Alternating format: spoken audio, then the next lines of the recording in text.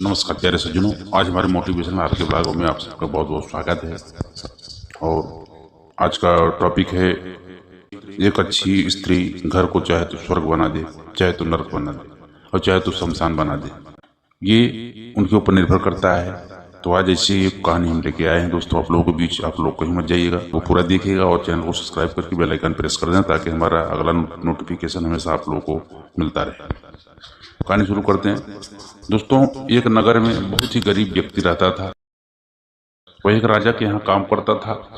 वो काम के बदले उस राजा के यहाँ से एक 3 सेर जौ पाता था।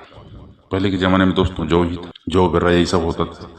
तो जौ पाता था तो उसी से अपना घर का गुजारा करता था। उसके 7 बेटे थे, पत्नी पहले ही विदा हो गई थी। जिंदगी ऐसे ही चल रही थी, परंतु उस घर में गरीबी बहुत थी। 3 सेर अनाज से उन लोगों का पेट भी नहीं भरता था और मजबूरी थी, काम किए जा रहे थे क्योंकि पेट भरना था।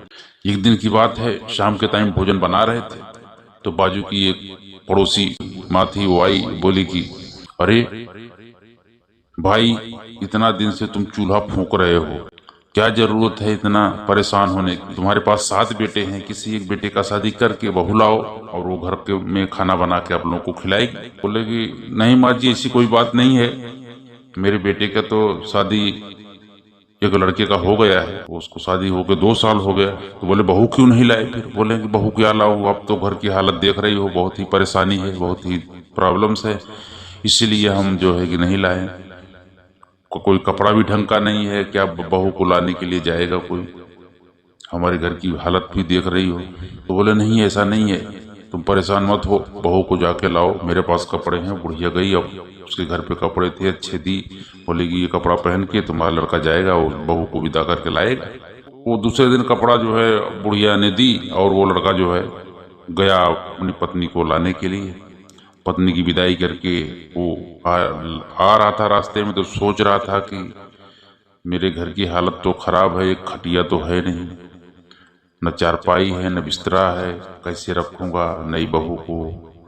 तो वो बुढ़िया के यहाँ ही ठहरा दिया।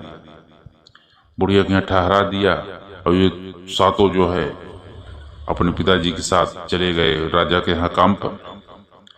बुढ़िया शाम हो गई, पूरा देखने लगी कि अभी तो कोई लोग आए नहीं। इधर बहू भी देख रही थी कि हमारे पति देव आए नहीं, क्या रात हो रही है। वो डरने लगी, कोई पर पुरुष हमको स्पर्श करे, अच्छी बात नहीं है, हमारे पति जी आ जाएं तो बात हो कुछ। तो शाम हो गई, आए नहीं वो लोग। तो बुढ़िया से पूछने लगी कि अभी वो आए नहीं।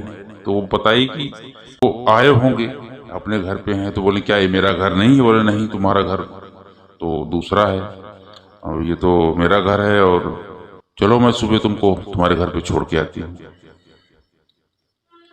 तो वो बूढ़ी माँ जो है उसको लेके आई उसके ससुराल में। जब बहू ससुराल पहुंचती है, देखती है घर की दशा, तो वो दशा पे उसको रोना आ गया। घर के चूल्हे चाकल सब ऐसे पड़े हुए थे, सब बिखरे हुए थे। कई चूल्हे बने थे जिसमें राख थी, साफ सफाई नहीं थी। कोई सामान इधर कोई उधर बिखरा पड़ा है, कोई टूटा फूटा पड़ा है, सब ऐसे ही है। तो वो सब कुछ ठीक करने लगी, सारे चूल्हों को फोड़ के फेंक दी और एक चूल्हा रखी और बहुत सुंदर सा साफ सफाई करके सब चीज, सब व्यवस्थित सामान, जहाँ पे जो सामान अच्छा लगे ऐसा व्यवस्था करके रखते हैं। आप लोग देखते हो डेकोरेशन को ले आते हैं घर पे, जो फ्लैट्स बड़े बड़े मिलते बनते हैं आदमी, तो उसमें एक आदमी को लाता है तो वो सिर्फ बताता है कौन सा सामान किधर जमेगा, तो उसका जमने का जो है वो कई अच्छे खासे उसको पैसे मिलते हैं, उसको लाखों रुपया कमाता है वो कम से कम। तो कहने मतलब कि वो औरत भी घर की एक डेकोरेटर ही होती है, जो बढ़िया से डेकोरेट करती है, हर चीज सामान व्यवस्थित रखती है और अच्छे से सब संभालती है। तो वो सब सुरक्षित, सब अपने अपने स्थान पे कौन चीज कहाँ अच्छा लगेगा वैसा वो व्यवस्थित रख करके घर को अच्छा से सजा दी। शाम को ये सातों काम पर से आए तो बहू बैठी थी। 3 सेर जब ये लोग लेके आए तो खाना पीना बनाई, फिर भी ये लोगों का पेट नहीं भरा। तो बहू बोली कि कल तुम जाना और राजा से बोलना कि 3 गुना ज्यादा अनाज दे, तब जो है घर का खर्च चलेगा। और वो लोग खाने पीने वाले थी आदमी थे बढ़िया। क्या है, खुराक गरीब आदमियों का थोड़ा ज़्यादा भी होता है अमीरों की अपेक्षा, और उस हिसाब से जो मेहनत करते हैं उनका और वैसे भी खुराक ज़्यादा होता है, तो वो लोग मेहनत करते थे, मजदूरी करते थे। तो 3 शेर में होता नहीं था, तो बोले कम से कम इससे 3 गुना ज़्यादा मांगना तब पूरा पड़ेगा। तो वो जाके बोला कि 3 शेर से हमारा राजा जी कुछ होता नहीं, आप जो है हमको 3 गुना इससे ज़्यादा देंगे तो होगा। तो हिम्मत तो नहीं जुटा पाया था, लेकिन बहू ने कहा था तो हिम्मत जुटा के बोला वो राजा से। तो राजा बोला ठीक है। तो राजा ने उसको 3 गुना ज़्यादा अनाज दिया। फिर दूसरे दिन बहू बोली कि 3 था से भी नहीं होगा, अब तुम बोलो कि थोड़ा और जो है कि हमको अनाज चाहिए। बोलो बहू क्या बोल रही हो, ऐसे में तो हमको सजा देगा राजा। तो बोले नहीं तुम बोलो, कुछ नहीं होगा। तो जाके हिम्मत करके बोला। तो राजा जो है बोला ठीक है। फिर राजा उन लोगों को नजरअंदाज करने लगा कि लोग का रोज रोज डिमांड बढ़ती जा रही है, ये आए चाहे न आए। बुद्धिमान बहुत ही वो। फिर बहू थोड़ा थोड़ा जौ इकट्ठा करके काफी जौ इकट्ठा कर ली थी और बोली पिताजी आप एक काम कीजिए, आप नौकरी छोड़ करके अपना कोई बिजनेस कीजिए, क्योंकि नौकरी से आपको निर्धारित जो है वस्तु मिलती है, पैसा मिलता है, कमाई होती है। परंतु बिजनेस में कभी लिमिट, कभी अनलिमिटेड भी हो जाता है, ज़्यादा भी होता है, कम भी होता है। तो धंधा में आदमी आगे बढ़ता है, बिजनेस ही करो। तो बिजनेस खोल के लिया और दुकान जाके बाजार में देखा जगह और वहाँ पे जमीन लेके अपना खोल दिया। अब दुकान उसकी चल पड़ी। पहले तो कम चली, बाद में धीरे धीरे चलने लगी दुकान, और ग्राहक बढ़ने लगे, कमाई होने लगी। बहू की बातें मान करके वो कितना कमाई होने लगी, वो बहुत खुश हुआ। घर पे आया तो बहू बोली पिताजी ऐसे खाली हाथ आते नहीं हैं, कभी भी कहीं भी आदमी को जाना चाहिए ना तो कुछ न कुछ हाथ लगा कर जाना चाहिए, और ऐसा खाली हाथ जाने से अशुभ होता है, अपशकुन होता है। तो आते समय कुछ न कुछ लेके आता, कभी कुछ नहीं तो कागज ही लेके आता, कुछ तो लेके आता है। तो एक दिन आ रहा था, कुछ साथ में था नहीं, तो सोचा कि क्या ले चलूं क्या ले चलूं। तो एक मरा हुआ सांप था पड़ा, तो बोले तो मर गया है कि क्या करूं। तो वो ही लकड़ी से उठाया, बोला बहू ने बोला कुछ तो लेके आना, तो वो सांप ही लेके चला आया। वो सांप लेके आया, वो बहू ने बोला ये क्या लाया, बोला कि ये तुम बोली थी कुछ न कुछ लाना, तो इसलिए मैं सोचा कि तुम बोलोगी कुछ कुछ पिताजी लाए नहीं, तो इसलिए मैं सोचा कि इसी को लेकर चलता हूँ, कुछ था नहीं। तो बोले ठीक, उधर रख दिए। उसको ले जाकर बहू ने छत पर डाल दिया सांप को, मरे हुए। तो एक चील रानी का हार लेकर के उड़ा जा रहा था, तो उसकी नजर सांप पर पड़ी, तो वो उस छत पर उतर गई और हार को छोड़ करके सांप को लेकर उड़ गई। जब ये बहू ऊपर गई साफ सफाई करने के लिए, तो देखती है कि छत पर बहुत ही सुंदर हार पड़े हैं जो मोती के हैं, बहुत ही सुंदर हार है। राजा साहब उधर बोले कि जो इस हार का पता लगाएगा रानी का, उसको हम बहुत मुंह मांगा इनाम देंगे। परंतु कोई पता नहीं लगा पाया। तो काफी दिन ढूंढने के बाद गुस्सा हो गया राजा। बोला आप कोई अगर हार किसी के यहाँ से बरामद हुआ तो उसको हम फांसी लगा देंगे, उसको दंडित करेंगे, अब कोई अब समाचार बताएगा। तो ऐसा पूरा खबर पूरा राज्य में फैल गई। हिम्मत नहीं जुटा पा रहा था राजा के सामने जाने के लिए, क्या करूं कैसा करूं। अगर मिल भी जाता तो भी कोई हिम्मत नहीं जुटा पाता। ऐसी परिस्थिति पैदा हो गई थी, क्योंकि राजा बोले फांसी चढ़ा दूंगा। रानी का हार खो गया है, और राजा ने क्या कुछ ज्योतिषियों से पूछा, कुछ क्या बोले हाँ ज्योतिषी बता रहे हैं कि कहीं छत पर है, लेकिन पूरा परफेक्ट पता नहीं लग रहा किधर छत पर है, कहाँ है। तो बोले अच्छा ठीक है, कि बोले कि तुम जाओ कल पोथी पत्र लेकर तुम जाओ, और तुम बोलो कि राजा साहब तुम्हारे घर के पीछे जो कूड़ा है वहां पे तुम्हारे रानी का हार है। तो बोले क्या बोलती बहू, राजा से हमको दंडित करवाओगी, वो तो हमको मार ही डालेगा।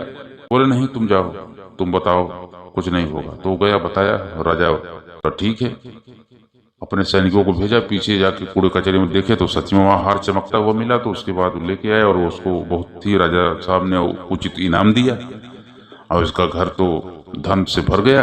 राजा साहब बोले मैं प्रसन्न हूँ, और भी कुछ मांगना चाहते हो तो मांग लो। तो बोले अच्छा ठीक है, और कुछ मांगने के लिए आप बोल रहे हो राजा साहब, तो मैं घर पे जा रहा हूँ, अपने परिवार वालों से मैं राय मशवरा करके फिर बताता हूँ क्या हमको चाहिए। तो वह आया, सारी बात बहू को बताया। बहू बोली आप जाइए, आप कहिए धनतेरस से दीपावली तक सबके यहाँ की बत्ती बंद रहेगी, और उसके बाद जो है चले आना, इतना बोलकर। तो वो गया और बोला राजा साहब हमारे घर परिवार वालों का यही एक ही इच्छा है कि आप जो है सबके यहाँ की बत्ती धनतेरस से दीपावली तक गुल रहेगी, और हमको कुछ नहीं चाहिए। सब बोले ये क्या मांग रहे हो तुम? दुनिया प्रकाश मांगती है, किसी घर में उजाला हो, तुम सबका उजाला छीन रहे हो, ये कैसा तुम्हारा बात है? फिर वो नहीं राजा साहब हमको तो यही चाहिए। बोले अच्छा ठीक है। राजा साहब बोले ठीक। अब जो है आए तो भैया सबको बोल दिए राजा साहब की कोई भी लाइट नहीं जलाएगा, धनतेरस से दीपावली तक पूरा अंधेरा रहेगा राज्य में। ये बहू ने घी का दीपक जला के बढ़िया सा अपने घर में रखी थी, और सबके यहाँ अंधेरा था। लक्ष्मी जी अर्धरात्रि को निकली रिद्धि सिद्धि को साथ लेकर के, देखती हैं सब जगह अंधेरा है, खाली उसी के घर में उजाला था। बहू के घर में वो प्रवेश कर गई, आई और बैठ गई। फिर वहाँ वो झोपड़ी के स्थान पे बहुत ही सुंदर माता लक्ष्मी ने महल बनवा दिया, और लोग जब उठे तो देखते हैं कि वो अपने आप को महल में पाए। इतना सुंदर महल। फिर माता जी धन संपदा से वहाँ विराजमान हो गई, और उस दिन दूना रात चौगुना तरक्की होने लगी उस घर की। उस घर में बहुत ही धन दौलत अकूत हो गया, राजमहल जैसा ठाट बाट हो गया।